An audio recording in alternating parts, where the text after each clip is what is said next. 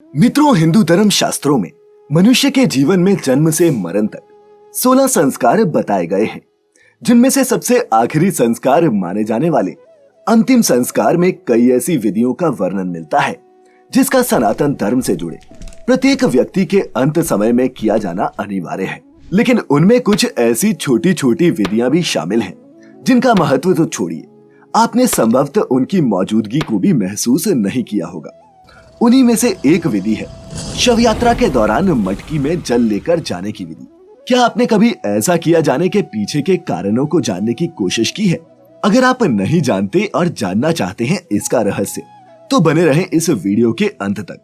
नमस्कार और स्वागत है आपका द डिवाइन टेल्स पर एक बार फिर। मित्रों, यदि आपने भी ध्यान दिया हो तो अंतिम संस्कार के समय जब मनुष्य का दाह संस्कार किया जाता है तो उस समय एक छेद वाली मटकी में जल लेकर शव की परिक्रमा की जाती है और परिक्रमा पूर्ण होने पर इसे पटक कर फोड़ दिया जाता है। हमारे हिंदू धर्म ग्रंथों में से एक गरुड़ पुराण में इसके महत्व और शव यात्रा के समय जल से भरी मटकी ले जाने के पीछे के कारणों को स्पष्ट किया गया है।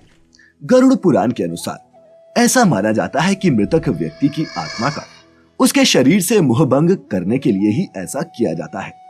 यहाँ मनुष्य के जीवन की तुलना एक जल से भरी मटकी से की गई है और इसका संक्षिप्त रूप से वर्णन करते हुए इसे कुछ इस तरीके से समझाया गया है कि एक मनुष्य का जीवन मटकी की तरह होता है और जिसमें भरा पानी हमारा समय है। जिस प्रकार मिट्टी के घड़े से एक एक बूंद पानी रिस रिस कर टपकता है, उसी प्रकार हमारे घट रूपी जीवन में से ये आयु रूपी पानी हर क्षण बूंद बूंद करके टपक रहा है, जिसका अंत होने पर व्यक्ति इस संसार में बनाए सारे संबंधों को छोड़कर परमात्मा के पास चला जाता है। जीवन के अंत के बाद ये मटकी फोड़ने का यही तात्पर्य निकाला गया है। मित्रों, आपने कभी किसी मृत के अंतिम संस्कार में भाग लिया हो तो आपको पता होगा कि अंतिम संस्कार की क्रिया के दौरान जब मृत देह की कपाल क्रिया होती है तो उसके पश्चात मटकी को लेकर मृत के चारों ओर परिक्रमा की जाती है। कपाल क्रिया के बारे में अगर आपको पता न हो तो आपको बता दें कि अंतिम संस्कार के समय शव के सिर पर डंडे से 3 बार प्रहार किया जाता है। इसे ही कपाल क्रिया कहा गया है। अब ऐसा क्यों किया जाता है और इसका क्या महत्व है, इसके बारे में विस्तार से जानने के लिए ऊपर दिए आई बटन पर क्लिक करके आप हमारी दूसरी वीडियो देख सकते हैं। गरुड़ पुराण के अनुसार कर्ता अर्थात मृत परिजन का पुत्र या फिर कोई भी संबंधी कंधे पर जल से भरी हुई मटकी लेकर मृत व्यक्ति के पैरों की ओर अर्थात दक्षिण दिशा की ओर मुख करके खड़ा रहे। दूसरा कोई भी व्यक्ति कर्ता के पीछे खड़े होकर शमशान के ही छोटे पत्थर से, जिसे अश्मा भी कहा जाता है, उसे लेकर मटकी के गले के नीचे एक छेद करे। कर्ता मटकी का जल फैलाते हुए चिता के चारों ओर घड़ी की सुई की विपरीत दिशा में प्रथम परिक्रमा करे। फिर दूसरा व्यक्ति मटकी पर एक बार फिर पहले छेद के नीचे ही दूसरा छेद करे। कर्ता पुनः पहले की ही तरह दूसरी परिक्रमा पूरी करे। तत्पश्चात पुनः दूसरे के नीचे तीसरा छेद करे। कर्ता तीसरी परिक्रमा करे। तीसरी परिक्रमा के बाद मृत व्यक्ति यदि पुरुष हो तो उसके सिर की दिशा में मृतक की ओर पीठ करे और यदि वो मृत व्यक्ति स्त्री हो तो उसके पैरों की दिशा में मृतक की ओर पीठ कर खड़े होकर पीछे ना देखते हुए मटकी कंधे से पीछे डालकर फोड़ दे।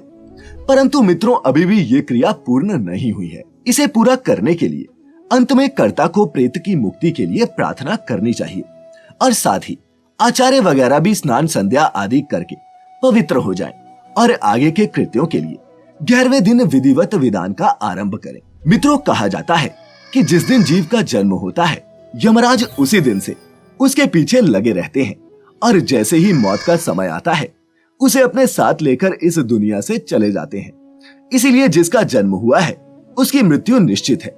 जिस प्रकार हिंदू धर्म शास्त्रों में शव यात्रा के दौरान मटकी में जल ले जाने की बात कही गई है, उसी प्रकार जल के महत्व को भी अलग से समझाया गया है।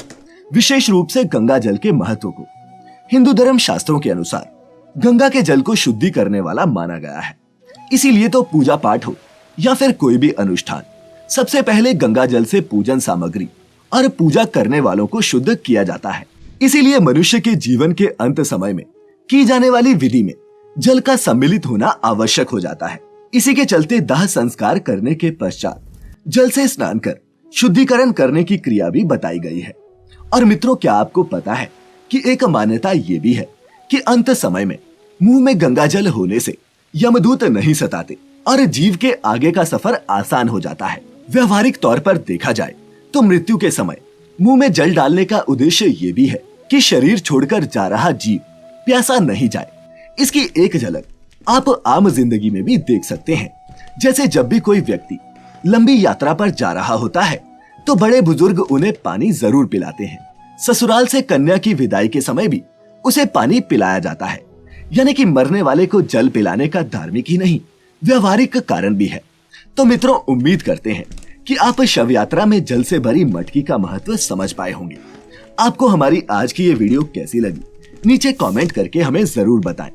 ऐसी ही और भी धार्मिक और आध्यात्मिक जानकारी के लिए सब्सक्राइब करें हमारे YouTube channel the divine tales को, और फेसबुक पर देखने वाले लाइक करें हमारे फेसबुक पेज को। लिंक आपको नीचे डिस्क्रिप्शन में मिल जाएंगे। आज के लिए फिलहाल इतना ही। अब इजाजत दें। आपका बहुत बहुत शुक्रिया।